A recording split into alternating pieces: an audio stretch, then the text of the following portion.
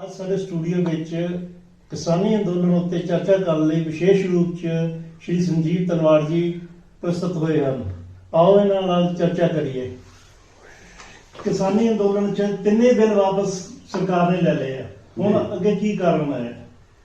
ਤੁਹਾਡਾ ਬਹੁਤ ਬਹੁਤ ਧੰਨਵਾਦ। ਪਹਿਲਾਂ ਤੁਸੀਂ ਮੈਨੂੰ ਸਮੇਂ ਦਿੱਤਾ ਆਪਣੇ ਸਟੂਡੀਓ ਦੇ ਅੰਦਰ।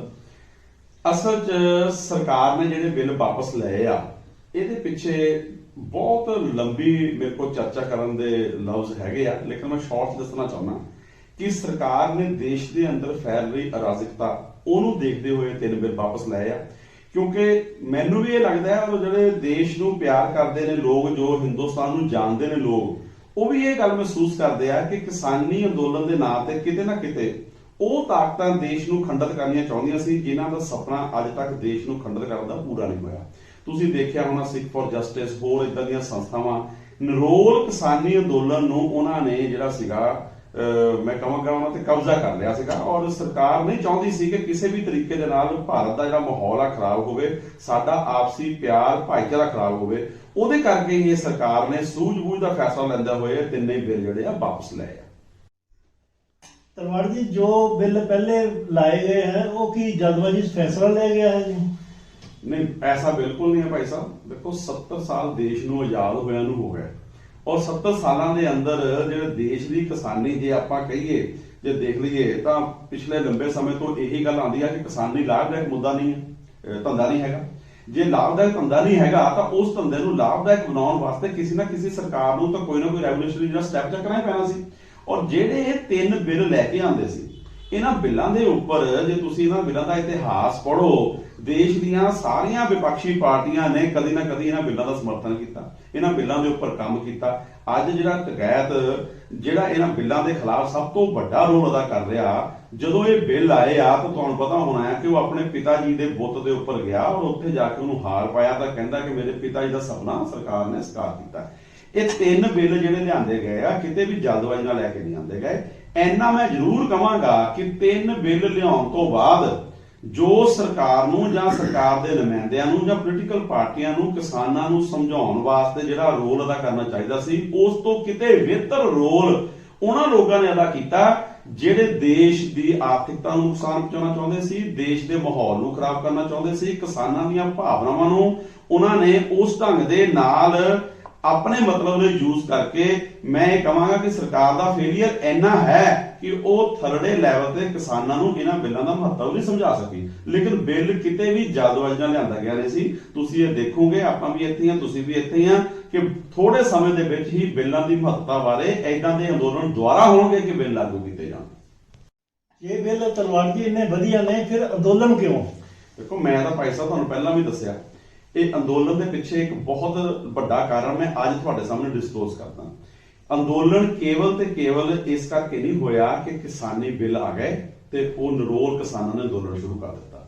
ਦੋ ਕਾਰਨ ਇਹਦੇ ਪਿੱਛੇ ਬੜੇ ਵੱਡੇ ਆ। ਪਹਿਲਾ ਕਾਰਨ ਮੈਂ ਕੋਵਿਡ ਨੂੰ ਵੀ ਮੰਨਦਾ। ਕੋਵਿਡ ਨੂੰ ਕਿੱਦਾਂ ਮੰਨਦਾ? ਪੂਰਾ ਵਿਸ਼ਵ ਇਸ ਵੇਲੇ ਮੰਦਹਾਲੀ ਦੇ ਦੌਰ ਚੋਂ ਗੁਜ਼ਰ ਰਿਹਾ, ਔਰ ਪੂਰੇ ਵਿਸ਼ਵ ਦੇ ਅੰਦਰ ਤੁਸੀਂ ਦੇਖਿਆ ਹੋਣਾ ਮਹਿੰਗਾਈ ਵੀ ਜਿਹੜਾ ਆ ਆਪਣਾ ਰੋਲ ਵਧਾ ਰਹੀ ਹੈ। ਹਿੰਦੁਸਤਾਨ ਦੇ ਅੰਦਰ ਜਦੋਂ ਕਿਸਾਨੀ ਬਿੱਲ ਆਏ ਆ ਤਾਂ ਕੋਵਿਡ ਕਰਕੇ ਲੋਕਾਂ ਦੇ ਜਿਹੜੇ ਮਾਨਸਿਕ ਮੈਂ ਕਹਾਂਗਾ ਤੌਰ ਤੇ ਉਹ ਪਰੇਸ਼ਾਨ ਵੀ ਸੀਗੇ, ਮਹਿੰਗਾਈ ਕਰਕੇ ਵੀ ਪਰੇਸ਼ਾਨ ਸੀਗੇ, ਉਹਨਾਂ ਨੂੰ ਆਪਣਾ ਗੁੱਸਾ ਕੱਢਣ ਦਾ ਇੱਕ ਨਜ਼ਰੀਆ ਮਿਲ ਗਿਆ ਕਿ ਇੱਕ ਅੰਦੋਲਨ ਦਾ ਉਹ ਹਿੱਸਾ ਬਣੇ। ਦੂਸਰਾ, ਜਿਹੜਾ ਸਾਡੇ ਕਿਸਾਨ ਨੇ ਉਹ ਬੜੇ ਭੋਲੇ ਭਾਲੇ ਕਿਸਾਨ ਨੇ, ਉਹ ਲੋਕ ਸੁੱਚੀ ਸਾਚੀ ਖੇਤੀ ਕਰਦੇ ਆ, ਖੇਤਾਂ ਦੇ ਅੰਦਰ ਕੰਮ ਕਰਦੇ ਆ, ਲੇਕਿਨ ਕਿਸਾਨੀ ਅੰਦੋਲਨ ਦੇ ਨਾਂ ਤੇ ਕੁਝ ਏਦਾਂ ਦੀਆਂ ਤਾਕਤਾਂ ਮੈਂ ਜਿਵੇਂ ਪਹਿਲਾਂ ਤੁਹਾਨੂੰ ਦੱਸਿਆ ਕਿ ਜਿਹੜੀਆਂ ਦੇਸ਼ ਨੂੰ ਤੋੜਨਾ ਚਾਹੁੰਦੀਆਂ, ਉਹਨਾਂ ਨੇ ਉਹਨਾਂ ਭਾਵਨਾਵਾਂ ਨੂੰ ਬਹੁਤ ਹੀ ਵਧੀਆ ਤਰੀਕੇ ਦੇ ਨਾਲ ਕੈਚ ਕੀਤਾ, ਔਰ ਕੈਚ ਕਰਕੇ ਉਹਨਾਂ ਭਾਵਨਾਵਾਂ ਨੂੰ ਉਹਨਾਂ ਨੇ ਇਸ ਢੰਗ ਦੇ ਨਾਲ ਉਹਨਾਂ ਦੀਆਂ ਭਾਵਨਾਵਾਂ ਨੂੰ ਕਹਾਂਗਾ ਵੱਡੇ ਤਰੀਕੇ ਦੇ ਨਾਲ ਬਾਹਰ ਕੱਢ ਕੇ ਆਪਣੇ ਮਤਲਬ ਲਈ ਯੂਜ਼ ਕੀਤਾ। ਜੇ ਇਹ ਕਿਸਾਨੀ ਅੰਦੋਲਨ ਨਿਰੋਲ ਕਿਸਾਨੀ ਅੰਦੋਲਨ ਹੁੰਦਾ ਤਾਂ ਮੈਨੂੰ ਲੱਗਦਾ ਕਿ ਇਹਦਾ ਕੋਈ ਨਾ ਕੋਈ ਹੋਰ ਤਰੀਕੇ ਦਾ ਸਵਰੂਪ ਹੋਣਾ ਸੀ। ਤੁਸੀਂ ਦੇਖੋ, ਅੱਜ ਦੇਸ਼ ਦੇ ਅੰਦਰ ਜੇ ਕਿਤੇ ਭਾਰਤੀ ਜਨਤਾ ਪਾਰਟੀ ਦਾ ਕੋਈ ਲੀਡਰ ਨਿਕਲਦਾ ਤਾਂ ਉੱਤੇ ਹਮਲਾ ਹੁੰਦਾ, ਜੇ ਕੋਈ ਹੋਰ ਕਿਸੇ ਪੋਲੀਟੀਕਲ ਪਾਰਟੀ ਦਾ ਲੀਡਰ ਨਿਕਲਦਾ ਤਾਂ ਉੱਤੇ ਹਮਲਾ ਹੁੰਦਾ। ਕਾਰਨ ਕੀ ਹੈ? ਇਸ ਦੇਸ਼ ਨੂੰ ਚਲਾਉਣੇ ਵਾਲੀ ਜਿਹੜੀ ਸਭ ਤੋਂ ਵੱਡੀ ਜਿਹੜੀ ਤਾਕਤ ਹੈ ਉਹ ਇੱਕ ਰਾਜਨੀਤਿਕ ਸਟਰਕਚਰ ਹੈ। ਰਾਜਨੀਤਿਕ ਸਟਰਕਚਰ ਦੇ ਵਿੱਚ ਬੈਠ ਕੇ ਇਹ ਦੇਸ਼ ਚੱਲ ਰਿਹਾ, ਲੋਕਤੰਤਰਿਕ ਦੇਸ਼ ਹੈ। ਇਹ ਸਾਡੇ ਲੋਕਤੰਤਰਕ ਪ੍ਰਣਾਲੀ ਨੂੰ ਡਿਸਟਰੋਏ ਕਰਨਾ ਚਾਹੁੰਦੇ ਆ, ਉਹਦੇ ਕਰਕੇ ਹੀ ਇਹ ਜਿਹੜਾ ਅੰਦੋਲਨ ਦਾ ਜਿਹੜਾ ਦੂਜਾ ਸਰੂਪ ਲਿਆ ਗਿਆ, ਜਿਹੜਾ ਜਿਹਨੂੰ ਅਸੀਂ ਭਿਆਨਕ ਸਰੂਪ ਕਹਿੰਦੇ ਆ। ਫਿਰ ਇਸ ਤੇ ਇੱਕ ਹੋਰ ਮੈਨੂੰ ਚਿੰਤਾ ਦਾ ਵਿਸ਼ਾ ਆ, ਤੁਸੀਂ ਇਹ ਦੇਖਿਆ ਹੋਣਾ ਕਿ ਲਾਲ ਕਿਲ੍ਹੇ ਦੀ ਘਟਨਾ ਹੁੰਦੀ ਆ ਤੇ ਕਿਸਾਨੀ ਅੰਦੋਲਨ ਚੋਂ ਜਿਹੜੇ ਲੀਡਰ ਨੇ ਉਹਨਾਂ ਦਾ ਆ ਜਾਂਦਾ ਕਿ ਸਾਡਾ ਇਹਨਾਂ ਨਾਲ ਕੋਈ ਸੰਬੰਧ ਨਹੀਂ। ਨਰੰਗ ਜੀ ਦੇ ਉੱਪਰ ਹਮਲਾ ਹੁੰਦਾ ਹੈ, ਆ ਜਾਂਦਾ ਸਾਡਾ ਇਹਨਾਂ ਨਾਲ ਕੋਈ ਸੰਬੰਧ ਨਹੀਂ। ਅਸ਼ਵਨੀ ਸ਼ਰਮਾ ਦੇ ਉੱਪਰ ਹਮਲਾ ਹੁੰਦਾ ਹੈ, ਲੀਡਰਾਂ ਦਾ ਬਿਆਨ ਆਉਂਦਾ ਸਾਡਾ ਕੋਈ ਸੰਬੰਧ ਨਹੀਂ। ਵੀ ਜੇ ਤੁਹਾਡਾ ਇਹਨਾਂ ਨਾਲ ਕੋਈ ਸੰਬੰਧ ਨਹੀਂ ਤਾਂ ਹਮਲਾ ਕਰਨ ਵਾਲੇ ਬੰਦੇ ਕੌਣ ਨੇ? ਉਹਨਾਂ ਦਾ ਕਿਤੇ ਨਾ ਕਿਤੇ ਦੇਖੋ ਆਪਸ ਦੇ ਵਿੱਚ ਕੋਈ ਨਾ ਕੋਈ ਤਾਲਮੇਲ ਤਾਂ ਹੈ ਨਾ। ਸੋ ਮੈਂ ਇਹ ਕਹਿਣਾ ਚਾਹੁੰਦਾ ਹਾਂ ਕਿ ਇਹ ਜੋ ਕੁਝ ਵੀ ਕੀਤਾ ਗਿਆ ਜਾਂ ਸਰਕਾਰ ਦਾ ਇੱਕ ਬਹੁਤ ਵਧੀਆ ਡਿਸੀਜਨ ਆਇਆ, ਸਰਕਾਰ ਨੇ ਬਹੁਤ ਹੀ ਵਧੀਆ ਡਿਸੀਜਨ ਲੈ ਕੇ ਦੇਸ਼ ਦੇ ਅੰਦਰ ਜਿਹੜਾ ਸਾਡਾ ਭਾਈਚਾਰਕ ਸਾਂਝ ਸੀ, ਜਿਹੜਾ ਉਹਨੂੰ ਨੁਕਸਾਨ ਪਹੁੰਚਾਉਣ ਦੀ ਕੋਸ਼ਿਸ਼ ਸੀ ਨਾ ਜੀ, ਉਹਨੂੰ ਉਹਨਾਂ ਨੇ ਰੋਕ ਦਿੱਤਾ ਹੈ। ਅੱਜ ਉਹਨਾਂ ਲੋਕਾਂ ਦੇ ਕੋਲ ਕੋਈ ਹੋਰ ਜਵਾਬ ਨਹੀਂ ਰਹਿ ਗਈ। ਗੱਲ ਜਿਹੜੀ ਨਿਰੋਲ ਕਿਸਾਨੀ ਅੰਦੋਲਨ ਦੀ, ਤਾਂ ਉਹ ਜਿਹੜਾ ਹੈ ਕਿ ਸਰਕਾਰ ਹਮੇਸ਼ਾ ਹੀ ਚਿੰਤਤ ਹੈ ਉਹਨਾਂ ਦੀ ਜਿਹੜੇ ਸੋਰਸ ਆਫ ਇਨਕਮ, ਉਹਨਾਂ ਦੀ ਕਮਾਈ ਦੁੱਗਣੀ ਹੋਵੇ, ਉਹਨਾਂ ਦੇ ਜਿਹੜੇ ਸੋਰਸ ਹੈਗੇ ਉਹ ਵਧਣ, ਉਹਨਾਂ ਨੂੰ ਜਿਹੜੀਆਂ ਸਹੂਲਤਾਂ ਵੱਧ ਮਿਲੇ, ਉਹਦੇ ਵਾਸਤੇ ਸਰਕਾਰਾਂ ਪ੍ਰਯਾਸ ਕਰ ਰਹੀਆਂ। ਇਹ ਪ੍ਰਯਾਸ ਰੁਕਣੇ ਨਹੀਂ ਹੈਗੇ। ਪ੍ਰਯਾਸ ਤਾਂ ਸਿਰਫ ਉਹ ਰੁਕਿਆ ਗਿਆ ਜਿਹੜਾ ਇਸ ਦੇਸ਼ ਦੀ ਏਕਤਾ ਨੂੰ ਅਖੰਡਿਤ ਕਰਨਾ ਚਾਹੁੰਦੇ ਸੀ। ਉਹ ਬਿੱਲ ਜਿਹੜੇ ਆ ਸਰਕਾਰ ਨੇ ਵਾਪਸ ਲੈ ਕੇ ਨਾ ਜੀ, ਉਹ ਪ੍ਰਯਾਸ ਰੋਕਿਆ, ਉਹ ਤਾਕਤਾਂ ਨੂੰ ਆਪਣੇ ਉੱਪਰ ਹਾਵੀ ਨਹੀਂ ਹੋਣ ਦਿੱਤਾ। ਸਰਕਾਰ ਵੱਲੋਂ ਤਿੰਨੇ ਹੀ ਬਿੱਲ ਵਾਪਸ ਲੈ ਲਏ ਗਏ ਤੇ ਧਰਨੇ ਦਾ ਹੁਣ ਕੀ ਕਾਰਨ ਹੈ ਜੀ? ਤੁਸੀਂ ਆਪਣੇ ਦੇਖਿਆ ਜਾਵੇ ਤਾਂ ਤੁਹਾਡੇ ਸਵਾਲ 'ਚ ਮੇਰਾ ਜਵਾਬ ਆ। ਮੈਂ ਜੋ ਪਹਿਲੇ ਦਿਨ ਤੋਂ ਗੱਲ ਇਹ ਕਹਿ ਰਿਹਾ ਕਿ ਜੇ ਤਾਂ ਇਹ ਨਿਰੋਲ ਕਿਸਾਨੀ ਅੰਦੋਲਨ ਹੁੰਦਾ ਤੇ ਕੇਵਲ ਬਿੱਲਾਂ ਵਾਸਤੇ ਹੁੰਦਾ, ਬਿੱਲ ਤਾਂ ਵਾਪਸ ਹੋ ਗਏ। ਬਿੱਲ ਵਾਪਸ ਹੋਣ ਤੋਂ ਬਾਅਦ ਵੀ ਧਰਨਾ ਕਿਉਂ ਜਾਰੀ ਹੈ? ਭਾਈ ਸਾਹਿਬ, ਮੈਂ ਸ਼ੁਰੂ ਤੋਂ ਇਹ ਗੱਲ ਕਹਿੰਦਾ ਆ ਰਿਹਾ ਕਿ ਇਹ ਜਿਹੜਾ ਅੰਦੋਲਨ ਹੈ, ਇਸ ਅੰਦੋਲਨ ਦੇ ਪਿੱਛੇ ਕੁਝ ਨਾ ਕੁਝ ਅਜਿਹੀਆਂ ਤਾਕਤਾਂ ਕੰਮ ਕਰ ਰਹੀਆਂ ਜਿਹੜੇ ਸਾਡੇ ਭਾਰਤ ਦਾ ਜਿਹੜਾ ਲੋਕਤੰਤਰਿਕ ਢਾਂਚਾ ਆ ਉਹਨੂੰ ਡਿਸਟਰਬ ਕਰਨਾ ਚਾਹੁੰਦੀਆਂ। ਉਹ ਨਹੀਂ ਚਾਹੁੰਦੀਆਂ ਕਿ ਇਸ ਦੇਸ਼ ਦੇ ਅੰਦਰ ਲੋਕਤੰਤਰਿਕ ਤਰੀਕੇ ਦੇ ਨਾਲ, ਲੋਕਤੰਤਰ ਪ੍ਰਣਾਲੀ ਦੇ ਨਾਲ ਸਰਕਾਰਾਂ ਚੁਣੀਆਂ ਜਾਣ, ਸਰਕਾਰਾਂ ਰਾਜ ਕਰਨ। ਉਹਦੇ ਕਰਕੇ ਜਦੋਂ ਸਰਕਾਰ ਨੇ ਐਡਾ ਵੱਡਾ ਸਟੈਪ ਚੱਕ ਲਿਆ ਕਿ ਉਹਨੇ ਬਿੱਲ ਵਾਪਸ ਲੈ ਲਿਆ, ਉਹਨਾਂ ਨੂੰ ਆਪਣੇ ਦੇਸ਼ ਦੇ ਕਿਸਾਨ ਤੇ ਮਾਣ ਸੀ ਇਸ ਗੱਲ ਦਾ ਕਿ ਮੇਰੇ ਦੇਸ਼ ਦਾ ਜਿਹੜਾ ਕਿਸਾਨ ਆ ਉਹ ਕਦੀ ਵੀ, ਜਿਹੜਾ ਕਿਸਾਨ ਖੇਤ 'ਚ ਹਲ ਚਲਾਉਂਦਾ ਉਹ ਕਦੀ ਵੀ ਦੇਸ਼ ਦੀ ਏਕਤਾ ਤੇ ਅਖੰਡਤਾ ਨੂੰ ਖਤਰਾ ਪੈਦਾ ਨਹੀਂ ਕਰਦਾ। ਅੱਜ ਸਰਕਾਰ ਨੇ ਬਿੱਲ ਵਾਪਸ ਲੈ ਲਏ, ਲੇਕਿਨ ਜਿਹੜੇ ਉਹ ਤਾਕਤਾਂ ਬਾਹਰ ਬੈਠੀਆਂ ਜਿਹੜੀਆਂ ਚਾਹੁੰਦੀਆਂ ਨੇ ਕਿ ਇੱਥੇ ਦਾ ਮਾਹੌਲ ਸ਼ਾਂਤ ਹੋਵੇ, ਉਹਨਾਂ ਨੂੰ ਚਿੰਤਾ ਪੈਦਾ ਹੋ ਗਈ। ਔਰ ਉਹਨਾਂ ਨੂੰ ਚਿੰਤਾ ਪੈਦਾ ਹੋਣ ਕਰਕੇ ਉਹਨਾਂ ਨੇ ਕੁਝ ਅਖੌਤੀ ਲੀਡਰ, ਮੈਂ ਕਹਾਂਗਾ ਕਿ ਕੁਝ ਅਖੌਤੀ ਲੀਡਰ ਹੈਗੇ ਆ ਜਿਹੜੇ ਉਹਨਾਂ ਦੇ ਹੱਥਾਂ ਦੇ ਟੂਲ ਬਣੇ ਆ। ਉਹਨਾਂ ਲੋਕਾਂ ਨੂੰ ਦੁਆਰਾ ਜਿਹੜਾ ਆ ਉਹ ਪ੍ਰੋਤਸਾਹਿਤ ਕੀਤਾ ਕਿ ਕਿਸੇ ਵੀ ਤਰੀਕੇ ਨਾਲ ਅੰਦੋਲਨ ਖਤਮ ਨਹੀਂ ਹੋਣਾ ਚਾਹੀਦਾ। ਉਹ ਚਾਹੁੰਦੇ ਆ ਕਿ ਸਰਕਾਰਾਂ 'ਚ ਔਰ ਇਹਨਾਂ 'ਚ ਟਕਰਾਵ ਹੋਵੇ, ਜਿਹਦੇ ਨਾਲ ਦੇਸ਼ ਦੇ ਅੰਦਰ ਜਿਹੜੀ ਉਹ 1984 'ਚ ਲੜਾਈ ਨਹੀਂ ਪੂਰੀ ਕਰ ਸਕੇ, ਜਿਹੜੀ 1947 ਦੇ ਅੰਦਰ ਵੰਡ ਦੇ ਪੂਰੇ ਦੇ ਵਿੱਚ ਉਹਦਾ ਸੁਪਨਾ ਪੂਰਾ ਨਹੀਂ ਹੋ ਸਕਿਆ। ਉਹ ਤਾਕਤਾਂ ਚਾਹੁੰਦੀਆਂ ਆ ਕਿ ਦੇਸ਼ ਦੇ ਅੰਦਰ ਧਾਰਮਿਕ ਅਪਵਾਦ ਪੈਦਾ ਹੋਵੇ ਔਰ ਉਹਦੇ ਨਾਲ ਇੱਥੇ 1947 ਵਰਗੇ ਜਿਹੜੇ ਮੁੜ ਕੇ ਹਾਲਾਤ ਪੈਦਾ ਹੋ ਜਾਣ। ਮੈਂ ਇੱਕ ਗੱਲ ਹੋਰ ਭਾਈ ਸਾਹਿਬ ਤੁਹਾਡੇ ਮਾਧਿਅਮ ਨਾਲ ਦੱਸਣਾ ਚਾਹੁੰਦਾ। ਦੇਖੋ, ਭਾਰਤ ਜਿਹੜਾ ਆ ਇੱਕ ਆਜ਼ਾਦ ਮੁਲਕ ਹੈ, ਅਸੀਂ ਮੰਨਦੇ ਹਾਂ, ਪਰ ਇੱਕ ਗੱਲ ਇਹ ਵੀ ਮੰਨੋ, ਭਾਰਤ ਆਜ਼ਾਦ ਨਹੀਂ ਹੋਇਆ, ਭਾਰਤ ਵੰਡ ਹੋਇਆ। 1947 ਦੇ ਅੰਦਰ ਭਾਰਤ ਵੰਡ ਹੋਇਆ, ਆਜ਼ਾਦੀ ਸਾਨੂੰ ਮਿਲੀ, ਲੇਕਿਨ ਆਜ਼ਾਦੀ ਦੇ ਨਾਲ ਸਾਡਾ ਇੱਕ ਭਰਾ ਵਿਛੜ ਗਿਆ, ਉਹਨੂੰ ਅਲੱਗ ਕਰਤਾ ਗਿਆ। ਉਹ ਤਾਕਤਾਂ ਕਿੱਥੇ ਚਾਹੁੰਦੀਆਂ ਹੈ ਕਿ ਭਾਰਤ ਦੁਆਰਾ ਸਰਵਾਈਵ ਕਰੇ। ਇਸ ਕਰਕੇ ਇਹ ਅੰਦੋਲਨ ਨਾ ਖਤਮ ਹੋਣ ਕਰਨ ਦਾ ਪਿੱਛੇ ਕੇਵਲ ਤੇ ਕੇਵਲ ਇੱਕ ਕਾਰਨ ਆ। ਦੇਖੋ, ਤੁਸੀਂ ਜਿਹੜੀਆਂ ਮੰਗਾਂ ਰੱਖੀਆਂ, ਬਿੱਲ ਕੈਂਸਲ ਕਰ ਦਿਓ, ਬਿੱਲ ਕੈਂਸਲ ਕਰ ਦਿੱਤੇ। ਉਹ ਜੇ ਹੁਣ ਉਹਦੇ ਬਾਵਜੂਦ ਅੰਦੋਲਨ ਚੱਲ ਰਿਹਾ ਤਾਂ ਇਹਦੇ ਪਿੱਛੇ ਕੋਈ ਨਾ ਕੋਈ ਕਿਤੇ ਨਾ ਕਿਤੇ ਕੋਈ ਛੁਪਿਆ ਹੋਇਆ ਏਜੰਡਾ, ਔਰ ਉਹ ਛੁਪਿਆ ਹੋਇਆ ਏਜੰਡਾ ਜਲਦੀ ਦੇਸ਼ ਵਾਸੀਆਂ ਦੇ ਸਾਹਮਣੇ ਆਊਗਾ। ਕਿਸਾਨਾਂ ਨੂੰ ਕੀ ਸੰਦੇਸ਼ ਦੇਣਾ ਚਾਹੁੰਦੇ ਤੁਸੀਂ?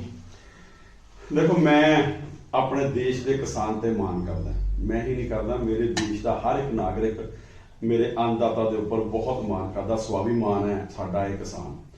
ਮੈਂ ਉਹਨਾਂ ਨੂੰ ਇਹ ਕਹਿਣਾ ਚਾਹੁੰਦਾ ਕਿ ਦੇਖੋ, ਜਿਸ ਦੇਸ਼ ਨੂੰ ਆਜ਼ਾਦ ਕਰਾਉਣ ਵਾਸਤੇ ਸਾਡੇ ਵੀਰਾਂ ਨੇ ਜਵਾਨੀਆਂ ਵਾਰ ਦਿੱਤੀਆਂ, ਜਿਸ ਦੇਸ਼ ਨੂੰ ਆਜ਼ਾਦ ਕਰਾਉਣ ਵਾਸਤੇ ਸਾਡੇ ਕੌਮ ਦੇ ਅੰਦਰ ਦੇਖਿਆ ਜਾਵੇ ਲੱਖਾਂ ਹੀ ਸ਼ਹਾਦਤਾਂ ਪ੍ਰਾਪਤ ਪਰਿਵਾਰ ਹੋਏ ਨੇ, ਮੈਂ ਇਹ ਨਹੀਂ ਕਹਿਣਾ ਚਾਹੁੰਦਾ ਕਿ ਜਿਸ ਭਾਰਤ ਦੀ ਏਕਤਾ ਤੇ ਅਖੰਡਤਾ ਨੂੰ ਬਣਾਏ ਰੱਖਣ ਵਾਸਤੇ ਪੰਜਾਬੀਆਂ ਦਾ ਜਿਹੜਾ ਸਹਿਯੋਗ ਤੇ ਯੋਗਦਾਨ ਰਿਹਾ, ਉਹਨੂੰ ਅੱਜ ਸਮੇਂ ਦੁਆਰਾ ਆ ਗਿਆ ਕਿ ਉਸ ਮਾਨ ਸਨਮਾਨ ਨੂੰ ਅਸੀਂ ਬਰਕਰਾਰ ਰੱਖੀਏ।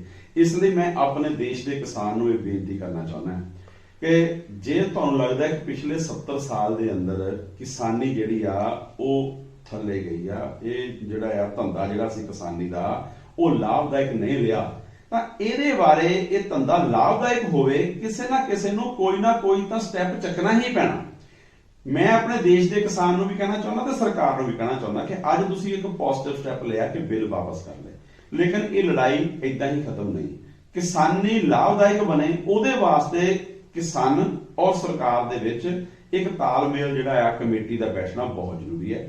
ਆਉਣੇ ਵਾਲੇ ਸਮੇਂ ਦੇ ਅੰਦਰ ਉਹ ਕਮੇਟੀ ਕਿਸਾਨੀ ਨੂੰ ਲਾਭ ਦੇ, ਕਿਉਂਕਿ ਸਰਕਾਰ ਦੀ ਨੀਅਤ ਬੜੀ ਸਾਫ਼ ਹੈ। ਸਰਕਾਰ ਜਿਹੜੀ ਆ ਕਿਸਾਨੀ ਨੂੰ ਪ੍ਰਫੁੱਲਤ ਕਰਨਾ ਚਾਹੁੰਦੀ ਹੈ। ਹੋ ਸਕਦਾ ਹੈ ਕਿ ਜਿਹੜੇ ਬਿੱਲ ਲੈ ਕੇ ਆਉਂਦੇ ਨੇ ਉਹ ਸਰਕਾਰ ਕਿਤੇ ਨਾ ਕਿਤੇ ਕਮਜ਼ੋਰ ਰਹਿ ਗਈ ਹੋਵੇ, ਜਾਂ ਕਿਸਾਨਾਂ ਨੂੰ ਉਹ ਸਮਝਾਉਣ 'ਚ ਕਮਜ਼ੋਰ ਰਹਿ ਗਈ ਹੋਵੇ, ਜਾਂ ਬਿੱਲਾਂ ਦੀ ਕੋਈ ਕਮੀ ਹੋਵੇ। ਇਹ ਕੋਈ ਇੱਕ ਵੱਡੀ ਗੱਲ ਨਹੀਂ ਹੈ। ਲੇਕਿਨ ਕਿਸਾਨ ਇਹਨਾਂ ਬਿੱਲਾਂ ਦੀ ਆੜ 'ਚ ਵਾਪਸ ਕਰਨ ਦੀ ਆੜ ਦੇ ਵਿੱਚ ਕਿਸਾਨੀ ਦੁਬਾਰਾ ਮੁੜ ਕੇ ਉੱਥੇ ਨਾ ਚਲੀ ਜਾਵੇ ਜਿੱਥੋਂ ਸ਼ੁਰੂ ਹੋਈ ਸੀ। ਅੱਜ ਕਿਸਾਨੀ ਨੂੰ ਲਾਭਦਾਇਕ ਧੰਦਾ ਬਣਾਉਣ ਵਾਸਤੇ ਜੇ ਸਰਕਾਰ ਇੱਕ ਕਦਮ ਅੱਗੇ ਚੱਲੀ ਆ ਤਾਂ ਕਿਸਾਨਾਂ ਵੱਲੋਂ ਵੀ ਆਪਣੇ ਲਈ ਕਿਸਾਨੀ ਲਾਭਦਾਇਕ ਕਿੱਦਾਂ ਬਣੇ, ਸਾਡਾ ਜਿਹੜਾ ਬੱਚਾ ਆ ਅਸੀਂ ਪੜ੍ਹਾ ਲਿਖਾ ਕੇ ਜ਼ਮੀਨਾਂ ਵੇਚ ਕੇ ਵਿਦੇਸ਼ਾਂ ਨੂੰ ਭੇਜ ਦਿੱਤਾ, ਉਹ ਸਾਡੇ ਬੱਚੇ ਵਿਦੇਸ਼ਾਂ 'ਚ ਨਾ ਜਾਣ, ਇੱਥੇ ਬੈਠ ਕੇ ਇੱਕ ਜਿਹੜੀ ਆ ਵਧੀਆ ਕਿਸਾਨੀ ਦਾ ਧੰਦਾ ਅਪਣਾਉਂਦੇ ਹੋਏ ਆਪਣਾ ਤੇ ਆਪਣੇ ਸਮਾਜ ਦਾ ਭਲਾ ਕਰਨ। ਉਹਦੇ ਵਾਸਤੇ ਇੱਕ ਬ੍ਰਿਜ ਦਾ ਕੰਮ ਕਰਨਾ ਬਹੁਤ ਜ਼ਰੂਰੀ ਹੈ। ਇਹ ਤਾਲਮੇਲ ਸਰਕਾਰਾਂ ਦੇ ਵਿੱਚ ਹੋਣਾ ਬਹੁਤ ਜ਼ਰੂਰੀ ਹੈ। ਇਹਦੇ ਨਾਲ ਮੈਂ ਇੱਕ ਹੋਰ ਬੇਨਤੀ ਕਰਾਂਗਾ ਆਪਣੇ ਦੇਸ਼ ਦੇ ਕਿਸਾਨਾਂ ਨੂੰ ਕਿ ਇੱਕ ਗੱਲ ਦਾ ਜ਼ਰੂਰ ਖਿਆਲ ਰੱਖਣ, ਅਸੀਂ ਕਦੀ ਵੀ ਉਹਨਾਂ ਤਾਕਤਾਂ ਦੇ ਜਿਹੜੇ ਹੈਗੀਆਂ ਸ਼੍ਰੇਸ਼ਟਤਾਕਾਰੀ ਤਾਕਤਾਂ ਆ ਉਹਨਾਂ ਦੇ ਆਪਾਂ ਹੱਥਾਂ ਦਾ ਖਿਡੌਣਾ ਨਹੀਂ ਬਣਨਾ। ਇਹ ਭਾਰਤ ਸਾਡਾ ਆ, ਇਹ ਭਾਰਤ ਤੁਹਾਡਾ ਆ। ਇਸ ਭਾਰਤ ਦੀ ਏਕਤਾ ਤੇ ਅਖੰਡਤਾ ਬਣਾਏ ਰੱਖਣ ਵਾਸਤੇ ਪਿਤਾ ਵਾਰਿਆ ਤੇ ਲਾਲ ਚਾਲ ਵਾਲੇ ਹਿੰਦ ਤੇਰੀ ਸ਼ਾਨ ਬਦਲੇ, ਇਹ ਲਾਈਨਾਂ ਨੂੰ ਯਾਦ ਰੱਖਣਾ ਕਿ ਸਾਡੇ ਗੁਰੂਆਂ ਨੇ ਇਸ ਦੇਸ਼ ਨੂੰ ਬਚਾਏ ਰੱਖਣ ਵਾਸਤੇ ਆਪਣਾ ਸਰਬੰਸ ਵਾਰ ਦਿੱਤਾ। ਅਸੀਂ ਉਹਨਾਂ ਦੇ ਵੰਸ਼ਜ ਹਾਂ, ਅਸੀਂ ਉਹਨਾਂ ਦੇ ਅਨੁਜਾਈ ਹਾਂ। ਉਹਨਾਂ ਦੇ ਕਦਮਾਂ ਤੇ ਚੱਲਦੇ ਹੋਏ ਵੀ ਇਸ ਮਿੱਟੀ ਦਾ ਕਰਜ਼ ਅਦਾ ਕਰਦੇ ਹੋਏ ਅਸੀਂ ਭਾਰਤ ਮਾਤਾ ਦੀ ਜਿੱਥੇ ਰੱਖਿਆ ਕਰਨੀ ਹੈ ਉੱਥੇ ਆਪਣਾ ਸਵਾਭਿਮਾਨ, ਆਪਣੀ ਏਕਤਾ, ਆਪਣੀ ਅਖੰਡਤਾ ਦੇ ਨਾਲ ਭਾਰਤ ਨੂੰ ਅਸੀਂ ਵਿਸ਼ਵ ਗੁਰੂ ਬਣਾਉਣਾ ਹੈ। ਇੰਨੀ ਹੀ ਬੇਨਤੀ ਮੈਂ ਕਿਸਾਨਾਂ ਨੂੰ ਕਰਨੀ ਚਾਹੁੰਦਾ ਹਾਂ। ਬਹੁਤ